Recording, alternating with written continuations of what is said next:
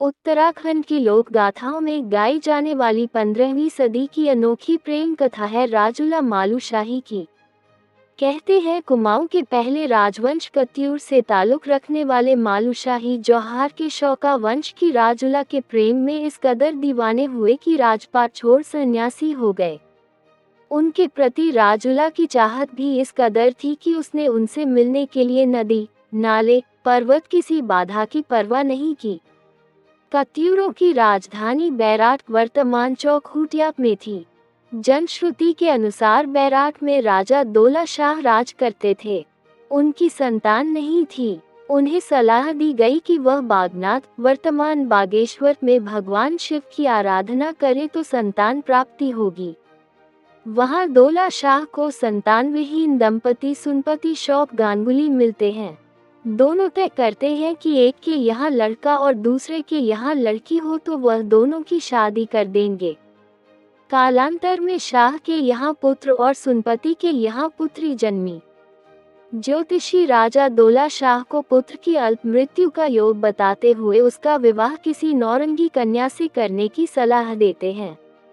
लेकिन दौला शाह को वचन की याद आती है। वह सुनपति के यहाँ जाकर राजूला मालूशाही का प्रतीकात्मक विवाह करा देते हैं। इस बीच राजा की मृत्यु हो जाती है। दरबारी इसके लिए राजूला को कोसते हैं। अफवाह फैलाते हैं कि अगर यह बालिका राज्य में आई तो अनर्थ होगा। उधर राजूला मालूशाही के ख्वाब देखते बड़ी होती है। इस बीच हून देश के राजा विक्कीपाल राजूला की सुंदरता की चर्चा सुन सुनपति के पास विवाह प्रस्ताव भेजता है। राजूला को प्रस्ताव मंजूर नहीं होता। वह प्रतीकात्मक विवाह की अंगूठी लेकर नदी, नाले, पर्वत पार करती मुनस्यारी, बागेश्वर होते हुए बैराट पहुंचती है। लेकिन मालूशाही की मां को दरबारियों की बात याद आ जाती है। वह निद्रा जड़ी सुंघाकर मालूशाही को बेहोश कर देती है।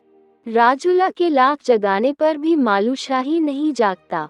राजूला रोते हुए वापस चली जाती है। यहाँ माता पिता दबाव में हून राजा से उसका विवाह करा देते हैं। उधर मालूशाही जड़ी के प्रभाव से मुक्त होता है।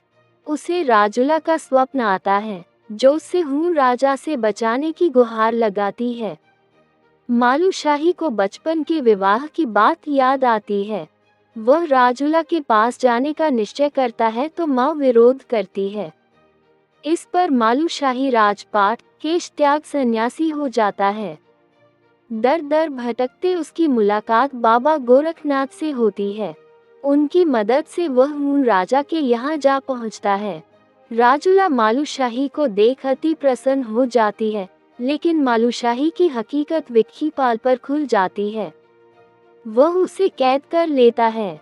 प्रेम कथा का दुखद अंत होता है।